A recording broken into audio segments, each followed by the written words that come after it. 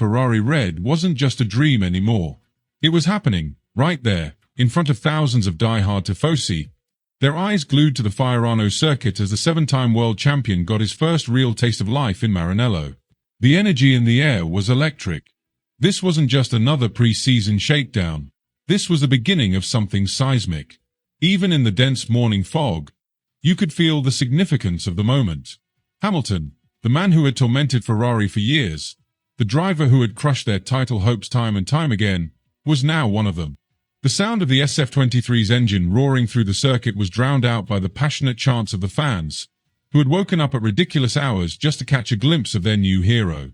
It wasn't just about seeing Hamilton in Ferrari Red. It was about what he represented. A new beginning, a final shot at redemption, a chance to bring Ferrari back to the promised land. But let's be real, this wasn't going to be an easy transition. Hamilton wasn't just stepping into a new car. He was stepping into an entirely different racing philosophy. Everything from the way Ferrari's engineers communicated, to the way the car responded under braking, to the internal politics of the Scuderia. This was a whole new universe. Hamilton had spent 12 years in the meticulously organized, borderline clinical world of Mercedes, where everything was calculated down to the finest detail. Ferrari was passion, chaos, and unpredictability. And that unpredictability struck almost immediately. Just a few days after his first Fiorano run, Hamilton found himself wrapped up in an unexpected moment of drama at the Barcelona test session.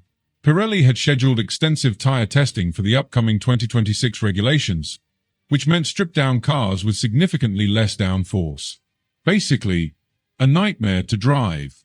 And it was in this challenging setting that Hamilton found himself in an awkward position. Literally, when he lost control and ended up in the barriers. Now, was it a catastrophic crash?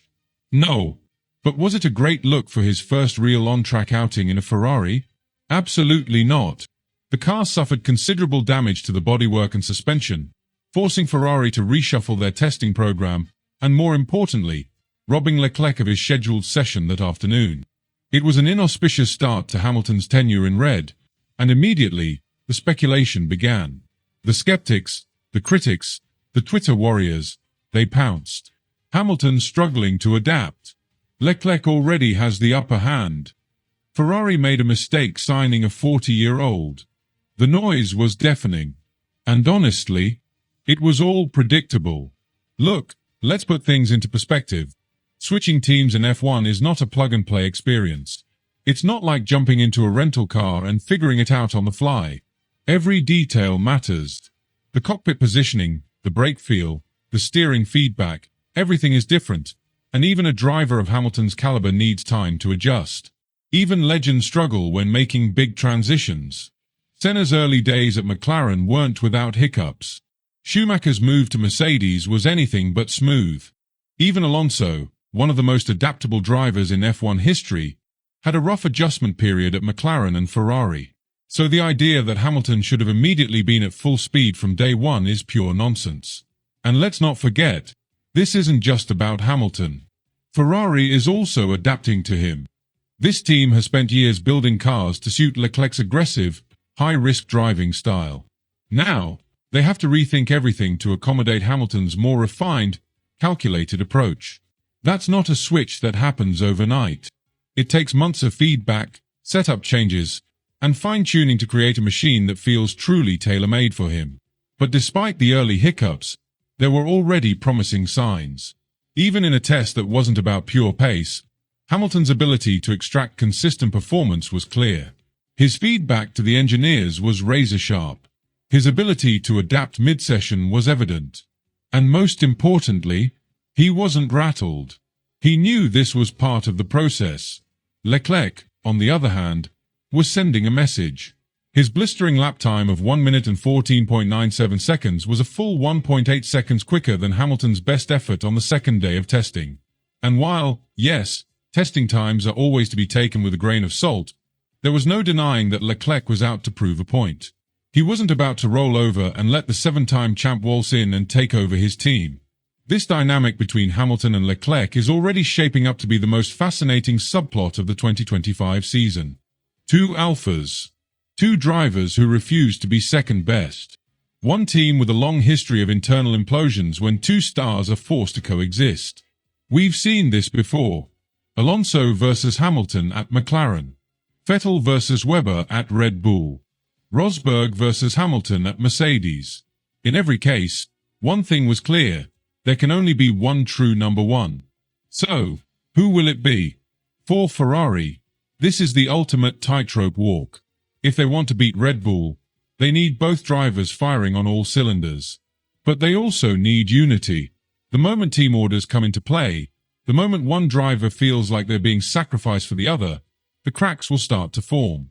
And in F1, cracks become chasms very quickly. Meanwhile, Red Bull is watching all of this unfold with a smirk. Verstappen and the RB20 are still the team to beat, and while Ferrari is wrestling with its own internal battles, Red Bull is refining what is already an unstoppable force. If Ferrari wants to challenge them, they need more than just a fast car. They need a flawless season. No strategy disasters. No reliability nightmares. No garage feuds. The SF25 might be the most important car Ferrari has built in a decade. It represents not just a shot at winning races, but a shot at rewriting the narrative of the team entirely. For too long, Ferrari has been synonymous with almost fast enough, almost smart enough, almost good enough. 2025 is their chance to drop the almost and finally return to the top. And for Hamilton, this is legacy defining. Winning a championship with Ferrari wouldn't just be another title, it would be the title. The one that cements him as the greatest of all time. No one would ever question his dominance again. No one could say it was just the Mercedes era. This would be the ultimate crowning achievement. But there's a long road ahead. The next major test will be in Bahrain, where Ferrari will get their first real chance to unleash the SF25 in full force. If the car is genuinely competitive, then the dream scenario could be on. If it's still trailing Red Bull by half a second per lap, then it's back to the drawing board. The countdown to the 2025 season is officially underway, and Ferrari finds itself at the center of what could be one of the most explosive storylines in modern Formula One. The world is watching. The pressure is suffocating. And the expectations? Sky high. Lewis Hamilton's move to the Scuderia isn't just another high-profile transfer. It's a seismic shift that could redefine the sport as we know it. But let's cut through the noise for a second. Ferrari has a mountain to climb. Red Bull isn't just the reigning champion. They are the most dominant force we've seen since Mercedes' peak era. Max Verstappen and Adrian Newey's brainchild, the RB20, is expected to be an absolute monster. And if Ferrari has any hopes of dethroning them, they need more than just two elite drivers. They need a flawless season. That brings us to the big question. Is the SF25 actually the game changer that Ferrari is hyping it up to be? So far, the early signs are promising. The first ignition of the SF25 in Maranello was met with the kind of energy you'd expect from a title-winning team unveiling their championship challenger. The engineers? Confident. The drivers? Hungry. The leadership? Determined. But, as we all know, Ferrari has had its fair share of false dawns.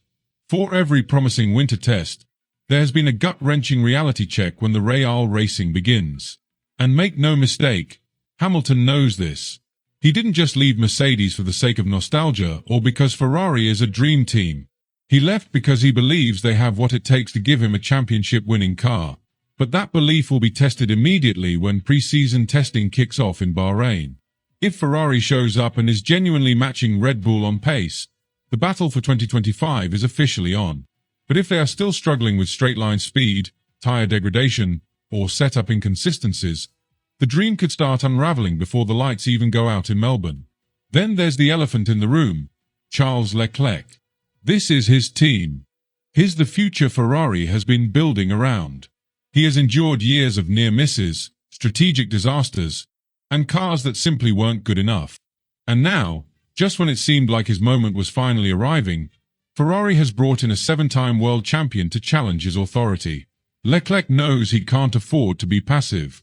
If Hamilton gets the upper hand early in the season, Ferrari will naturally start favoring him in the championship race. We've seen this story play out before. When Schumacher arrived at Ferrari, It wasn't long before the team revolved around him. When Vettel joined, Raikkonen became an afterthought. When Leclerc beat Vettel, the team shifted focus to him. Hamilton isn't coming to Ferrari to be the second driver. So what happens if, after a few races, the internal power struggle begins? Will Ferrari let them race freely? Will team orders come into play? And if they do, who gets priority? These are the decisions that could make or break Ferrari's season. A unified, disciplined Ferrari could take the fight to Red Bull. But a divided, chaotic Ferrari? That's a recipe for self-destruction. And let's not forget about the rest of the grid. McLaren is lurking, and they are dead serious about becoming title contenders. Lando Norris is on the brink of superstardom, and Oscar Piastri is proving to be a relentless competitor. Their car development has been nothing short of extraordinary over the past 2 seasons, and if they carry that momentum into 2025, they could throw a massive wrench into Ferrari's championship plans. Mercedes, despite losing Hamilton, is not out of the equation either. George Russell is eager to step up as the undisputed team leader, and with a fresh start, they might finally figure out their performance issues. If the W16 is a genuine step forward, Mercedes could be back in the mix. And then there's Aston Martin. Fernando Alonso is still lurking in the shadows, waiting for his chance to pounce. The AMR25 is rumored to be a significant evolution of last year's strong package, and if Aston can deliver a car that competes consistently at the front, Alonso will make life miserable for the likes of Hamilton, Leclerc, and Verstappen. This is shaping up to be one of the most competitive F1 seasons in years. Ferrari is all in. They have the car. They have the drivers. They have the hunger. But the difference between triumph and heartbreak will come down to execution. Can Ferrari finally shake off the ghosts of its past? Can Hamilton adapt quickly enough to take the fight to Verstappen? And can Leclerc prove that he's ready to lead Ferrari to the promised land? The stage is set. The battle lines are drawn. And the war for the 2025 championship is about to begin.